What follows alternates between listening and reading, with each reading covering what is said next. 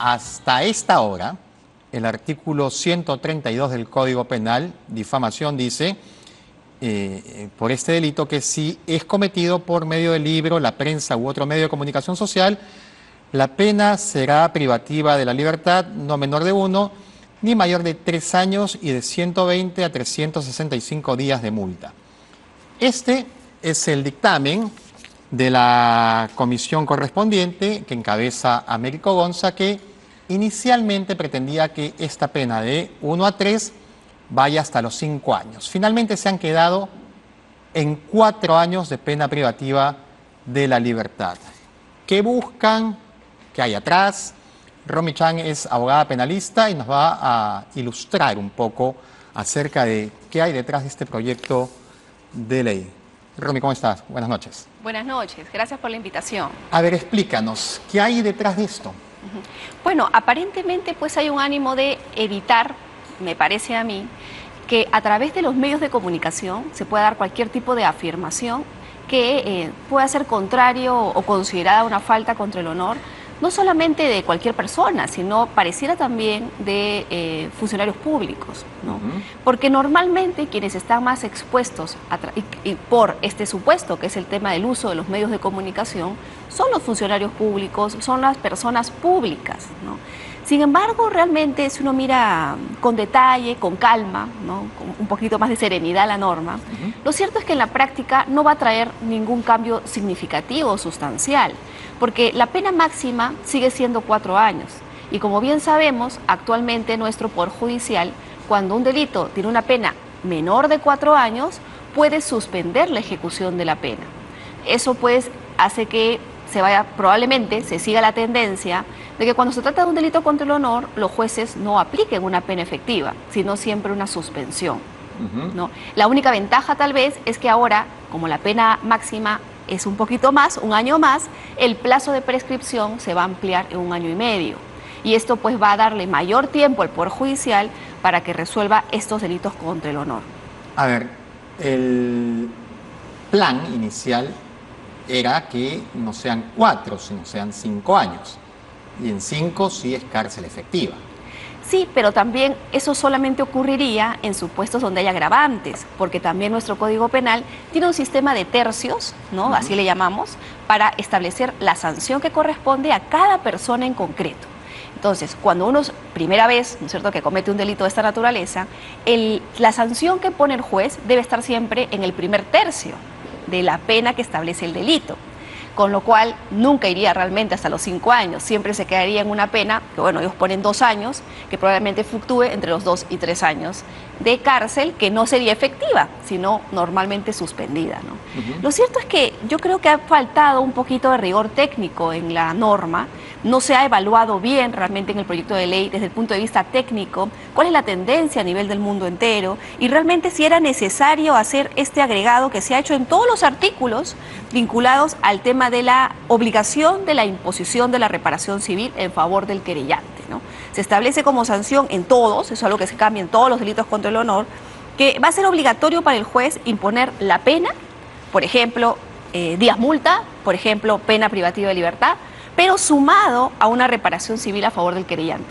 Y realmente esa es una modificación que denota una falta de conocimiento del proceso penal, porque cuando hablamos de delitos contra el honor, quien impulsa el caso no es la Fiscalía, es el afectado. Y obviamente el afectado está en la obligación de establecer un monto de reparación civil a su favor. Entonces es evidente que el juez tiene que colocar un monto de reparación civil. Decirlo y ponerlo como algo obligatorio en la norma muestra un desconocimiento de las reglas del proceso. Esto no pondría una condición, es decir, con 4 años te suspendo la pena, la ejecución, pero te pongo una reparación civil, que son parte, sería parte de esta reparación civil de tus reglas, ¿cierto? Y si no pagas, te cambio la suspensión por efectiva. ¿Podría pasar eso? Es que actualmente cuando el juez ya te cambia la sanción, que es lo que pasa cuando era 3 años, o sea, el supuesto de la norma anterior, ya colocaba como parte de las reglas de conducta para esta suspensión la obligación de pagar la reparación civil. Entonces es algo que en verdad ya se hace actualmente en la práctica judicial. Y ojo, eso puede tener sentido en el delito de difamación a través de medios de prensa.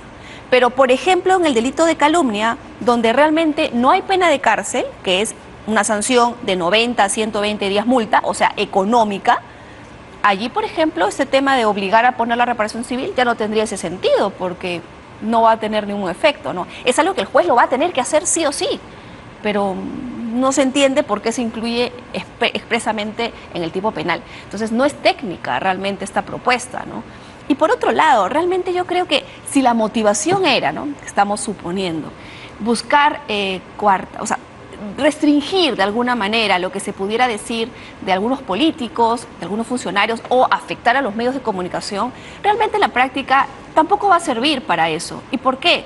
Porque no debemos olvidar que en el Perú existe y está muy reconocido y respetado por nuestros tribunales la libertad de información y la libertad de prensa, ¿no? Una persona que ocupa un cargo público tiene, pues, flexible de alguna manera su ámbito del honor, vinculado a los temas realizados por su función. Entonces, que yo haga un reportaje, por ejemplo, y atribuya calificativos o atribuya comportamientos a un personaje público, a un congresista, que además salen producto de una investigación, es algo que no puede ser objeto de una querella, de una sanción, porque allí la libertad de información y el interés público son valores que el Poder Judicial toma muy en cuenta, ¿no? Hay una ponderación de derechos. Entonces, realmente tampoco es la vía.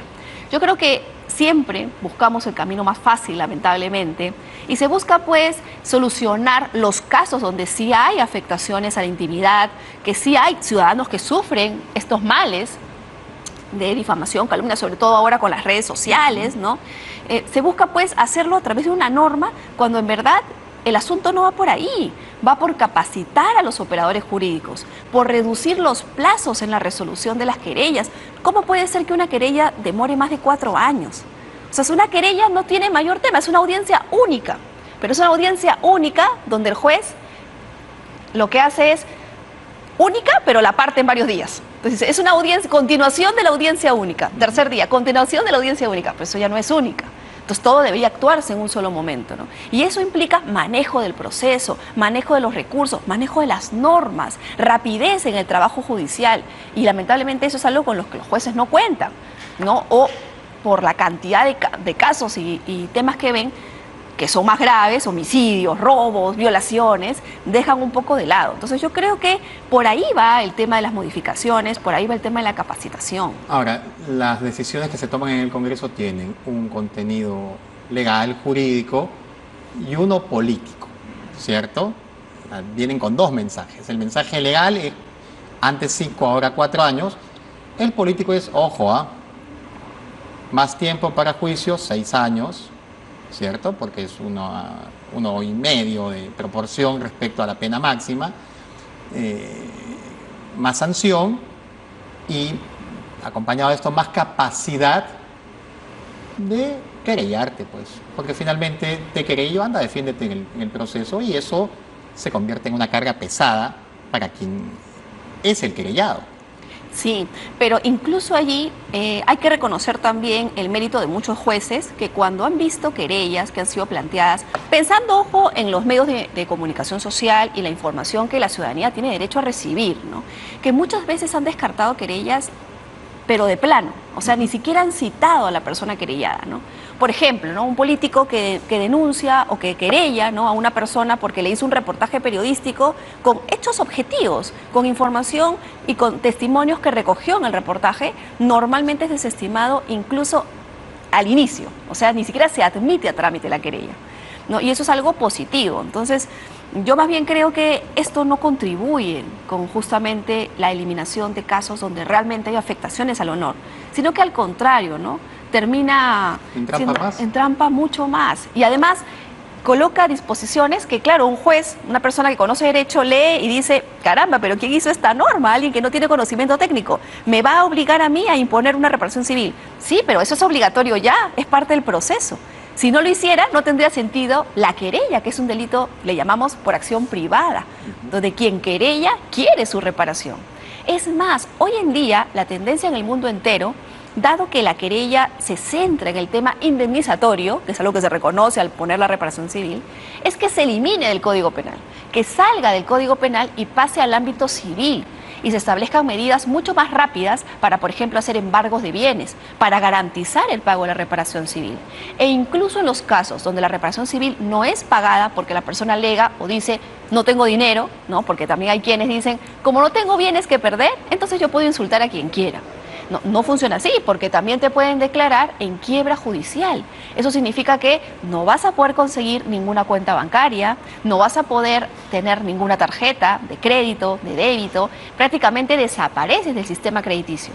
Y eso implica una sanción para una persona, ¿no? Entonces, por lo menos para un ciudadano que quiere tener cierto futuro en el Estado, ¿no? O sea, en la ciudadanía, ¿no? Te pido algunas lecturas de lo que ha pasado hoy en el Congreso con expresidentes y con la presidenta Boluarte. Primero, la denuncia constitucional se va al archivo por el tema de las muertes en las protestas. ¿Ahí qué pasó? Bueno, yo creo que es un tema bastante sensible, ¿no? Y definitivamente han habido, yo creo, aciertos y desaciertos en ambos lados, ¿no? La protesta, y eso es algo que las personas tienen que tener en claro, no implica actos de violencia. La protesta es pacífica, es el manifestar mi opinión, el decir qué es lo que pienso. Y eso es algo que tiene que quedar claro para toda la ciudadanía. Pero por otro lado, la represión de actos violentos tampoco puede implicar uso desmedido de la fuerza, ¿no? Y yo creo que en ese trampamiento, en esa valoración, tal vez se ha demorado mucho el pronunciamiento del Ministerio Público, el Poder Judicial, y esto ha ido generando cierta desazón en la ciudadanía, ¿no? Cierta perspectiva de, oye, al final esto queda en nada, o sea, no pasó nada con la gente que falleció, no pasó nada con nuestros muertos, ¿no? Sin embargo, pues, lamentablemente, yo creo que son dos caminos distintos. Un lado es el tema político y otro lado es el tema de las responsabilidades individualizadas.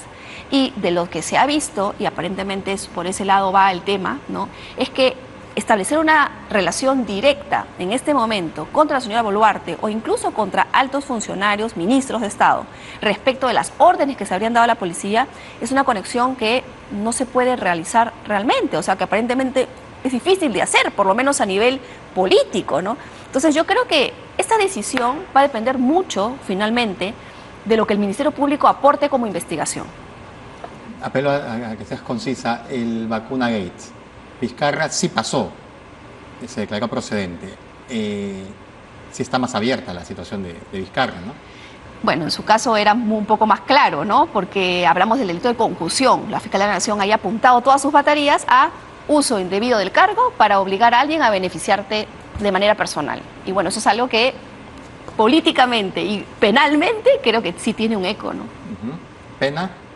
Bueno, concusión, estamos hablando de una pena que no necesariamente es efectiva, porque no habría reincidencia, pero que lo va a generar una inhabilitación en el cargo, que creo que es la parte que a él más le dolería, porque eso implicaría, si es que se hace rápido el proceso, que no pueda postular, o que incluso habiendo postulado y habiendo ganado la elección, luego tenga que retirarse del puesto. Romy Chan, gracias por ser tan didáctica esta noche en Octavo Mandamiento. Buenas noches. Buenas noches. Muy bien, era la abogada penalista Romy Chan dándonos luces respecto a los últimos temas que se han dado en el Congreso con los casos de difamación y las denuncias constitucionales.